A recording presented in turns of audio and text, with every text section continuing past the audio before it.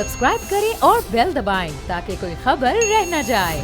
Local bodies election का कुछ जिक्र करेंगे। सिंध में लोकल बॉडीज इलेक्शन के बाद बड़ी बातें हुई हैं और बड़ा शोर हुआ कि बड़ी धांधली हुई है बरदा। लेकिन आपको एक अनहोनी जो हुई है उसके बारे में बताते चलूँ मैं आपको और अपने व्यूवर्स को भी कि खैरपुर सिंध का एक इलाका है सलीमाबाद। वहाँ बल्दियाती इलेक्शन के दौरान एक ऐसी अनहोनी हुई है कि हम सब अभी तक शौक में हैं।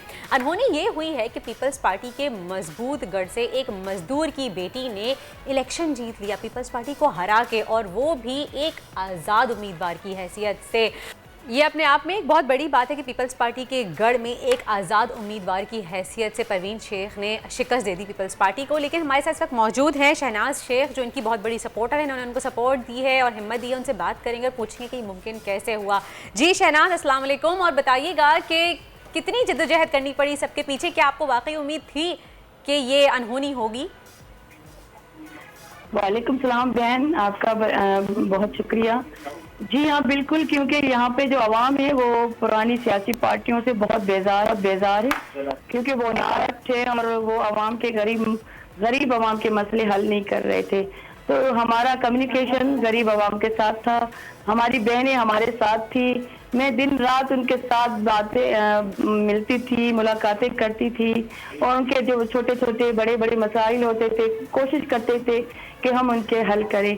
तो इसी वजह से हमने ये मकसद बनाया कि हम इलेक्शन में आएंगे, अपनी बच्चियां जो हैं, हमारी जो टीम का हिस्सा है लड़कियां, उनको इलेक्शन में हिस्सा दिलवाएंगे ताकि अच्छे तरीके से और कानूनी तरीके से हम उनकी खिदमत। ये MQM की भी यही कंप्लेंट है, JUI की भी यही शिकायत है कि बड़ा ताकत का इस्तेमाल किया पीपल्स पार्टी ने, किडनैप कर लिया, उठा लिया, सरकारी मशीनरी इस्तेमाल की। आपके साथ शहनाज क्या हुआ और कौन धमकियां दे रहा है, नाम लेके बताइए।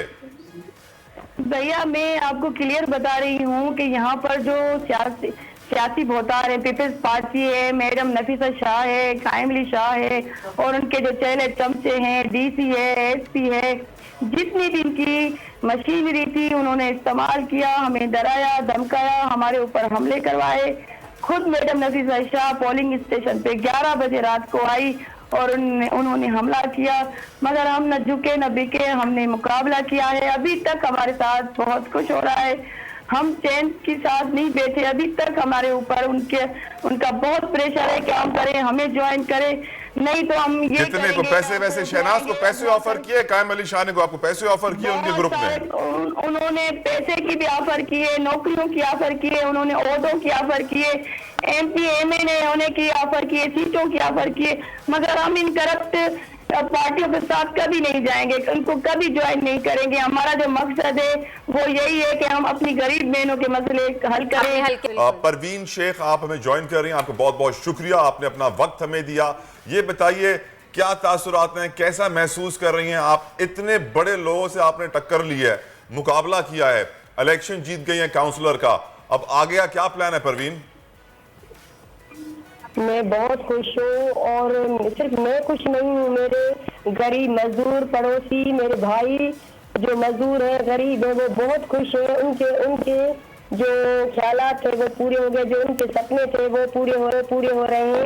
ये जो हमारी बात सुनेगी और हमारे मसले हल करेगी, और हम बेफिक्र होकर उनसे मिलेंगे, और जब दिल चाहे हम उनसे मिल सकते हैं, अपने मसले उनसे शेयर कर सकते हैं। सही। तो परवीन, आगे का क्या प्लान है? कैसे सामना करेंगी तमाम मुश्किलात का, लोगों का कैसे सामना करेंगी, और आगे अपने हल्के के लिए किस तरह का आपको सबसे पहले इकदाम करने की जरूरत है?